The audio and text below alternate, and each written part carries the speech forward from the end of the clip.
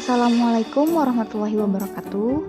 Kembali lagi bersama Ibu Anikania di pelajaran Bahasa Indonesia.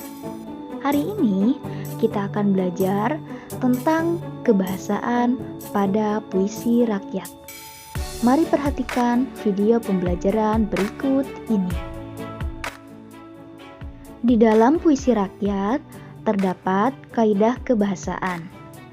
Yang pertama yaitu kalimat perintah. Kalimat perintah adalah kalimat yang berisi atau bermaksud memberi perintah atau suruhan. Contohnya, buanglah sampah pada tempatnya. Kedua, kalimat saran.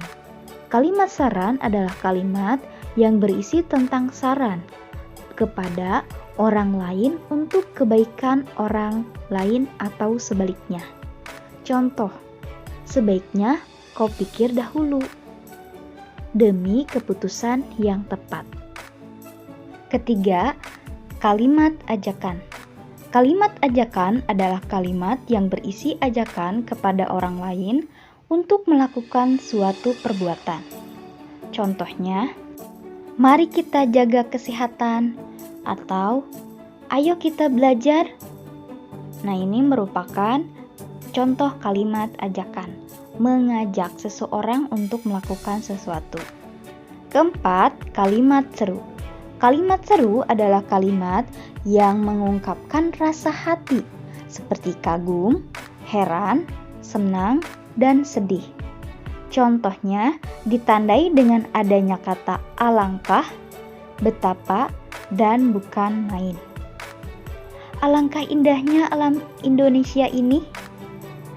Wahai pemuda Indonesia, teruslah berjuang melestarikan budaya kita. Kelima, kalimat larangan. Kalimat larangan adalah kalimat yang berisi larangan agar orang lain tidak melakukan kegiatan. Ditandai dengan adanya kata jangan, hindari. Contoh, janganlah berprasangka buruk kepada sesama. Atau, jangan berisik.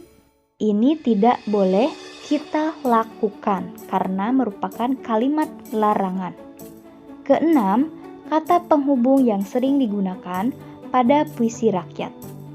Pertama, kata penghubung tujuan. Merupakan kata penghubung modalitas yang menjelaskan maksud dan tujuan suatu cara atau tindakan. Jadi, kata ini menghubungkan suatu tujuan atau cara. Ditandai dengan adanya kata supaya, untuk, agar, dan guna.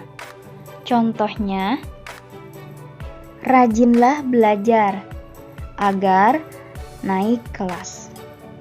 Kata penghubung sebab atau kausal, yaitu menjelaskan bahwa suatu peristiwa atau tindakan terdiri atas sebab tertentu, ditandai dengan adanya sebab itu, karena, dan oleh karena itu. Ketiga, kata penghubung akibat adalah konjungsi yang menggambarkan suatu peristiwa atau tindakan terjadi atas sebab peristiwa lain. Konjungsi yang dipakai adalah sehingga, sampai, dan akibatnya. Contohnya, ia malas belajar, akibatnya nilainya jelek. Selanjutnya, kata penghubung syarat. Konjungsi syarat yang menjelaskan suatu hal bisa terpenuhi apabila syarat yang ada dipenuhi atau dijalankan. Contoh kata yang digunakan adalah jika, jikalau, apabila, asalkan, kalau, dan bila mana. Contohnya, jika hendak mengenal orang mulia, lihatlah kepada kelakuan dia. Artinya, kalau kita ingin mengenal orang yang baik, kita harus melihat perilaku atau sikapnya. Selanjutnya, kalimat tunggal dan kalimat majemuk. Kalimat tunggal adalah kalimat yang memiliki satu subjek dan satu predikat. Subjek adalah yang melakukannya, sedangkan predikat apa yang dilakukan. Contohnya, pagi-pagi saya sarapan. Siapa yang melakukannya? Saya. Berarti saya adalah subjek.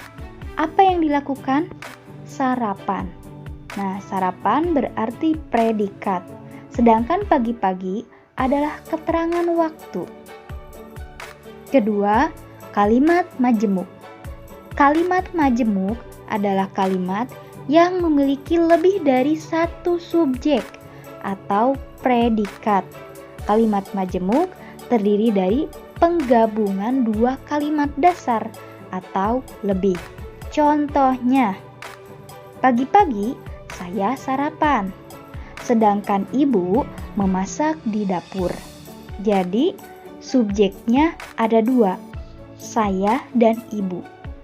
Predikatnya, sarapan dan memasak.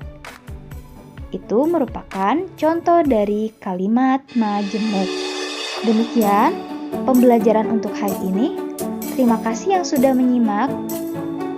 Wassalamualaikum warahmatullahi wabarakatuh. Sampai jumpa di pertemuan berikutnya.